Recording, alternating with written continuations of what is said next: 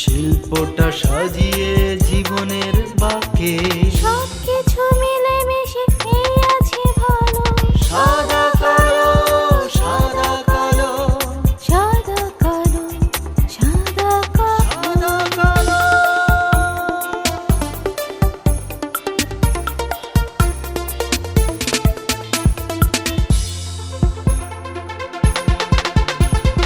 চেনামু চেনামু জানা সুর জানা সুর জীবনের ছন্দে হেঁটে বহু দূর। উষ্ণ চায়ের কাপে গল্পের মালা গেঁথে জীবনটা খুঁজবে স্বপ্ন আলো।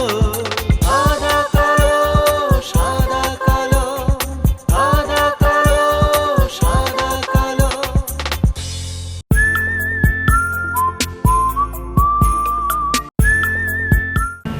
সুধী দর্শক, আসসালামু আলাইকুম। আপনাদের সবাইকে স্বাগত আমাদের প্রতিভাবানদের নিয়ে নিয়মিত আর্ট শো সাদা কালোতে। আমাদের আজকের সাদা কালোতে এমনই একজন মানুষ আমাদের সঙ্গে আজ আছেন। তিনি হচ্ছেন মোহাম্মদ আশিকুর রহমান স্বাধীন। তাকে স্বাগত আমাদের আজকের এই আয়োজনে। কেমন আছেন? সাদা কালো অনুষ্ঠানে আমাকে নিয়ে আসার জন্য। আমি চাকরি জীবনে যখন ঢাকাতে চলে আসি, কিন্তু ওই ডায়েরিটা আমি কিন্তু নিয়ে আসি সঙ্গে সঙ্গে তো বাবার জন্য। তো বাবার ডায়েরিটা শেষ হয়ে যাওয়ার পর আমি নিজে অনেকগুলো ডায়েরি কিনছি। তো আমাদের রুমে আমি ম্যাচে থাকতাম ঢাকা থেকে চাকরি। ম্যাচ জন্য যখন ভ্যানে বলতে আমার এক বন্ধু ডায়েরি দেখছি কোনটা আমার বাবার ডায়েরি। তো ডায়েরিটা দেখে বলছে মনে হয় এটা লাল ডায়েরি, যা বলছিল যে যত পাওয়া। তো আমরা রাত্রে গিয়ে বন্ধু বান্ধব যে রাত্রে গিয়ে সবাই ডায়েরি, ওখানে একটা কবিতা তো বললো আছে তো ডায়েরি তো অনেক কিছু লেখা আছে, তো আসলে এগুলো লেখাগুলো একটা আমরা বই বেঁচে দেখ এটা আসলে যে লেখা আমার তো লেখা বলে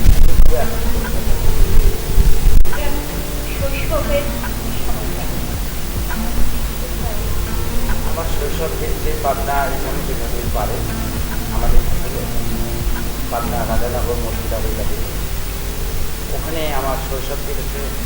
তো শৈশবে আমরা খুব এনজয় করতাম জন্মদিন দিতে, স্কুলের ছুটি করে লাভ দিতাম, মাছ ধরতাম, এভাবে পাবনা শহরে আমি দেখি।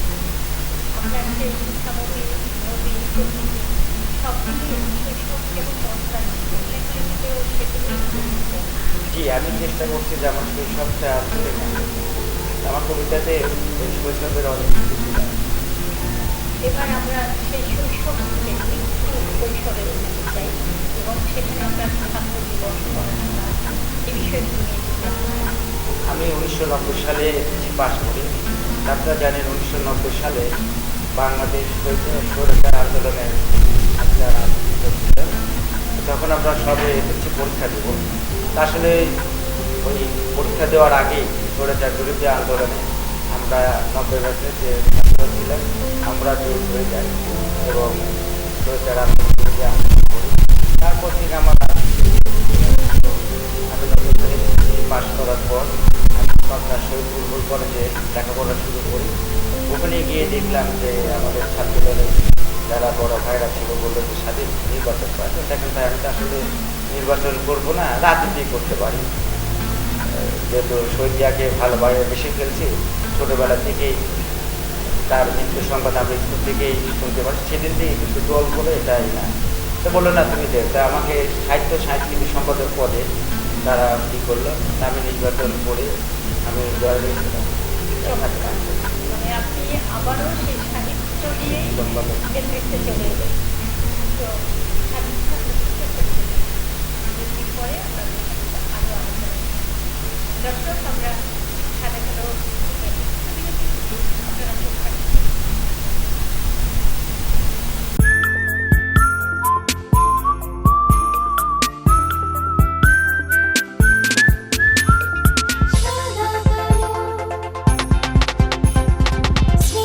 পাতায় কত গল্প এঁকে শিল্পটা সাজিয়ে জীবনের বাঁকে সবকিছু মিলে মিশে এই আছে ভালো।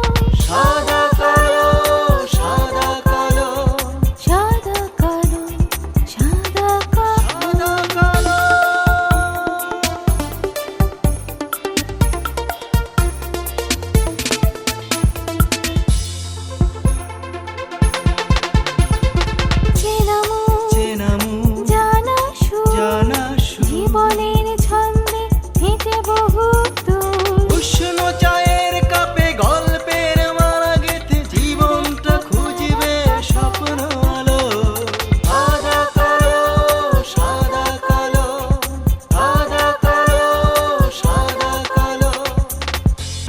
দর্শক, ছোট্ট বিরতি থেকে ফিরে এলাম 800 সাদা কালোতে।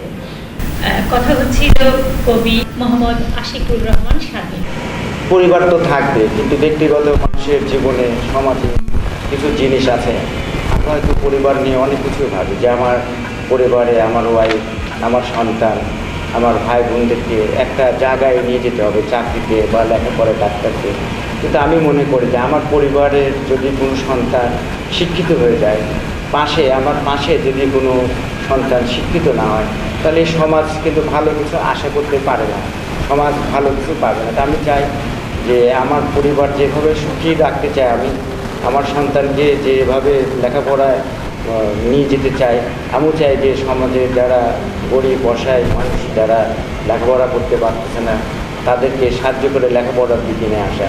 যেমন আমার সন্তান যদি জ্বর হয়, আমি যেভাবে টেনশন থাকি, আমিও চিন্তা করি যে আমার পাশের বাসায় যে বাচ্চা বা যে মানুষ অসুস্থ হয়ে যাবে, সেই চিন্তাটাও যেন আমার ভিতরে থাকে, তাহলে আমরা চলে যেতে পারবো। চমৎকার, আপনার ব্যক্তি ভাবনাটা অসাধারণ। দর্শক, সাদা কালোর এই সাদা কালো মানুষগুলোই কিন্তু আমাদের সেই প্রতিভাবান মানুষ, যারা শুধু নিজের পরিবার নিয়ে ব্যতিব্যস্ত না, আমার পরিবারের পাশের মানুষটি ভালো আছে কিনা সেটি নিয়েও তারা চিন্তিত। স্বাধীন ভাই তেমনই একজন প্রতিভাবান মানুষ। স্বাধীন, আপনার এই জায়গা থেকে এই ব্যক্তি জীবনে আপনি একজন পেশাজীবী মানুষ, পেশা আছে। আমি একটা হাসপাতালে আছি, ঢাকা কমিউনিটি মেডিকেল কলেজ হাসপাতাল। আপনারা হয়তো জানেন, ঢাকা শহরের সবচেয়ে স্বল্প মূল্য একটা প্রতিষ্ঠান। এখানে আমাদের মেডিকেল কলেজ আছে। আমরা চেষ্টা করি যে বাংলাদেশে যে ডাক্তারের অভাব দেখা দিচ্ছে আজকে, সেই জায়গায় আমরা খুব চেষ্টা করি যে যারা একটা ডাক্তার বের হবে, তারা যেন গরিব মানুষের সাহায্যে এগিয়ে আসে। এখন বাংলাদেশে দেখবেন যে অনেক জায়গায় ডাক্তারখানায় গেলে ডাক্তারের ভিজিট বেশি, টিকিট আমাদের ওখানে মাত্র 80 টাকায় আমরা একটা রুগী 80 টাকার বিনিময়ে আপনি দেখাতে পারবেন। এমনকি আমরা ওখানে দুস্থ রুগী, আমরা ওখানে ফ্রি ট্রিটমেন্ট করি। আমাদের হাসপাতালে এমন কিছু হয় না যে রুগী মারা যায়। অনেক হাসপাতালে আপনি শুনতে পান যে লাশ রেখে দিয়ে টাকা নেয়। আমরা কিন্তু এই কাজটা, আমরা যদি কোনো লাশ মারা যায়, গরিব মানুষ টাকা দিতে পারে না, আমরা কিন্তু এই কাজটা করি কমিউনিটি হাসপাতাল থেকে। শেষ কৃতজ্ঞতা। আপনার কথা যতই শুনছি ততই মুগ্ধ হচ্ছি। এবার আমরা একটু আবার লেখালেখির প্রসঙ্গে আসি। আপনি যে লেখালেখি করেন পেশার পাশাপাশি পরিবারকে সামল দেন, পরিবার আপনার লেখালেখিকে কীভাবে দেখেন? আমার আসলে বইটা বের হওয়ার পর, 2018 সালে বইটা বের হওয়ার পর, আমি সর্বপ্রথম আমার মাকে দিয়েছিলাম। বইটাতে মা খুব খুশি হয়েছিল। তা আমার মা বাবা খুব হেল্প করছে আমাকে। বাবা মার আশীর্বাদ তো ছেলেপেলের উপর সবসময়ই থাকে, সর্বদাই থাকে। নিশ্চয়ই পরিবারের ভাবি আছেন। জি জি। ভাবি কি লেখালেখি থেকে নিজের প্রতিদ্বন্দ্বী ভাবে না সহায়ক হবে? ভাবি পছন্দ করে।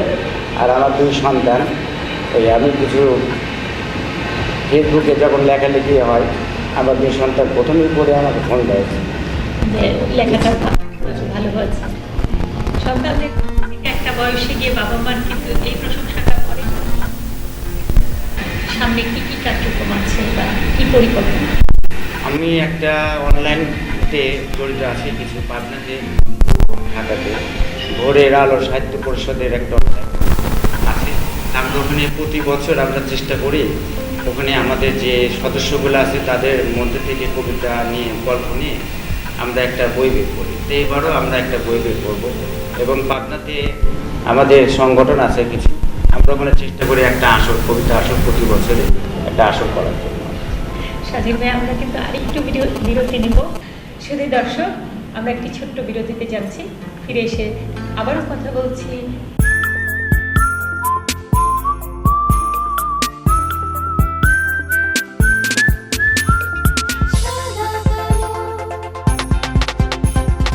স্মৃতির পাতায় কত গল্প এঁকে, শিল্পটা সাজিয়ে জীবনের বাঁকে, সবকিছু মিলে মিশে এই আছে ভালো। সাদা কালো, সাদা কালো, সাদা কালো, সাদা কালো। সাদা কালো।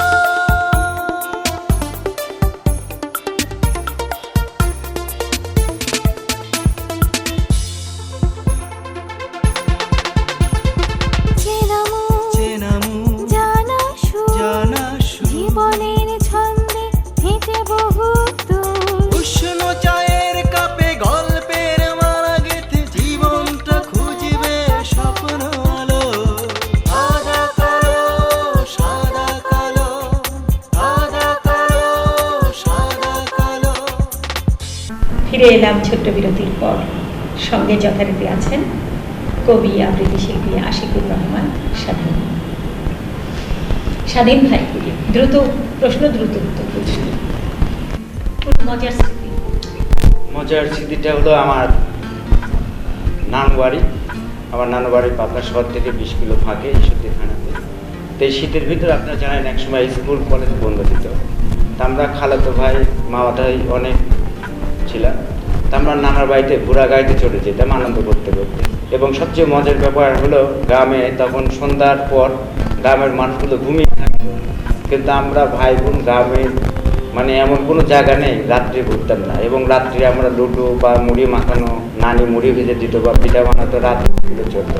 সবচেয়ে মজার ব্যাপার হলো শীতের সময় আপনারা এখন জানেন কিনা আমি, খেজুর গাছের একসময় খুব খাওয়ার জন্য মানুষ প্রিয় খাবার। আমি একবার খেজুর গাছ ছোট মামাকে বললাম যে রস খাবো, রাত 2টা বাজে এরে আমার হাতে থেকে বলছি, আমি বলছি নিয়ে চোর দিছি রাত্রে অন্ধকার। তার মা তো খালাতো ভাই বোন সব আমার পিছিয়ে তো। আমি বলছি না আমি দেবো না, আমি দেবো না, হয় না যে আমি খেতে পারবো মুড়ি দিয়ে দিয়ে একটা মনে শৈশবের নানা বাড়ির স্মৃতি আসলেই কত পোশাক আসলে আমার পাঞ্জাবি, ওকে যদি সবসময় ফতোয়া। প্রিয় ব্যক্তিত্ব? প্রিয় ব্যক্তিত্ব আমার কাছে আমার মা বাবা। প্রিয় সাহিত্যিক, যেহেতু লেখালেখি করেন? প্রিয় সাহিত্য ছোটবেলা থেকেই রবীন্দ্রসঙ্গীতের গান শুনে এবং কবিতা আবৃত্তি শুনে বড় হয়েছি।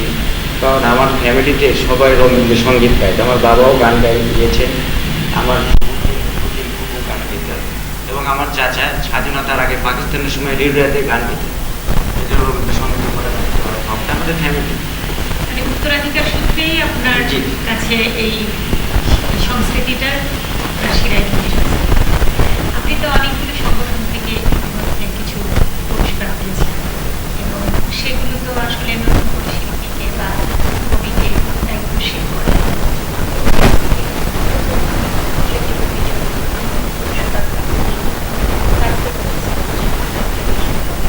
আমি বাংলাদেশ মানুষ পেয়েছি এবং আমাদের পাটনা রাজনগর মধ্যাধিকারী স্কুল থেকেও আমি লেখার জন্য কবিতা এবং পাটনা প্রতি বছর আমাদের সাহিত্য প্রোগ্রাম করা হয় বাংলাদেশ শিশু একাডেমি। বাংলাদেশ শিশু একাডেমি থেকে আমি পুরস্কার পেয়েছি 2001। আমি যেটা মনে করি লেখালেখি যারা পড়বে বা কবিতা বাচ্চাদের উৎসাহ লেখার জন্য হয়, কিন্তু এখন কালচারটা বাংলাদেশ থেকে উঠে যাচ্ছে। আগে গ্রামে স্কুলে সাংস্কৃতিক অনুষ্ঠানগুলো হতো, এখন আসলে কেউ এইভাবে দেখি না। আমি কিন্তু বাংলাদেশ সাহিত্য কেন্দ্র থেকে পুরস্কার নিয়ে গিয়েছি। তারপর নিউ মার্কেট থেকে কলম, আপনার হলে স্কেল বক্স, জ্যামিতি বক্স। আমি যাই দেখলাম, ওরা আমাকে নিয়ে গিয়েছিলাম, দেখলাম যে ছেলেদের একটা ছোট পুরস্কার দিলে এরা খুব খুশি হয়। এবং আমি এক মেয়েকে বললাম, অঙ্কন করতেছিল, আমি তুমি যদি গাছের উপর পাখি দিতে পারো তোমাকে দুটি আমি জ্যামিতি বক্স দেখি। ওই বাচ্চাটা সুন্দর করে ওই কলা গাছের উপর পাখি এঁকে রং করে কালা করছে। এই উৎসব দেওয়া উচিত, আমরা কিন্তু সবাই পারি। আর এই পুরস্কার দিতে বেশি খরচ হয় না, আমরা যার যার জায়গা থেকে করতে পারি। আমরা কথা বলতে বলতে অনেকটা সময় পেরিয়ে এসেছি। বিদায়ের পর্ব যদি আপনার মাঝে আমার হাজার রাতে স্বপ্ন দেখার সাথে, মাঝে আমার চোখের মণি একটি সোনার বাকি, মাঝে আমার মাথার মণি মায়ের আগে বল মায়ের সমান।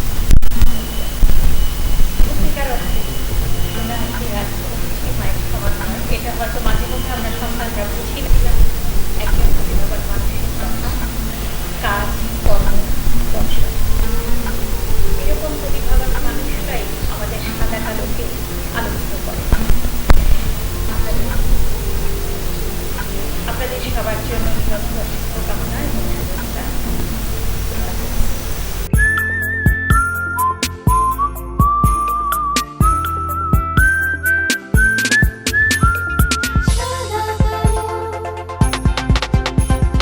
স্মৃতির পাতায় কত গল্প এঁকে শিল্পটা সাজিয়ে